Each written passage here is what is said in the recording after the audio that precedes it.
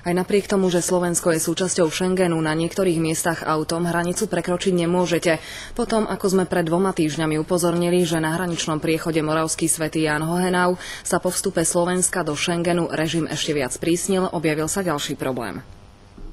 Aj napriek tomu, že po Kopčianskej ulici v Petržalke sa do rakúskeho Kidze dostanete autom len za niekoľko desiatok sekúnd, nová dopravná značka, ktorú Rakúšania osadili, takýto prejazd zakazuje. Niekoľko minút po vstupe Slovenska do šengenského priestoru však minister vnútra tvrdil, že akékoľvek obmedzenia na hraniciach sú minulosťou. Všetky obce, ktoré boli doteraz a mali slepú ulicu a boli v prihraničných oblastiach, zrazu už slepú cestu mať nebudú, pretože bude môcť ísť na druhú stranu hranice bez toho, aby bola potrebný hraničný prechod, kontrola, čokoľvek. Starosta Kidze priznáva, že zákazovú značku osadili začiatkom decembra, len niekoľko dní pred rozšírením Schengenu.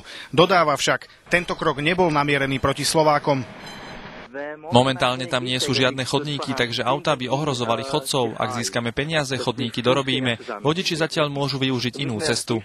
Problémom pre vodičov však nie je len zákaz na rakúskej, ale aj na slovenskej strane. Bratislavský magistrát dokonca tvrdí, že autá by po tejto ceste nemali jazdiť, ani keď Rakúšania dobudujú chodníky. V každom prípade nebude tento priechod alebo táto cesta slúžiť na prejazd motorovými vozidlami. Minister na svojom výroku o voľnom pohybe cez hranice trvá. Prejazdy autom majú riešiť miestni úradníci. Pravda je taká, že šengenské a vstup do Schengenu umožňuje prekročiť hranicu kdekoľvek.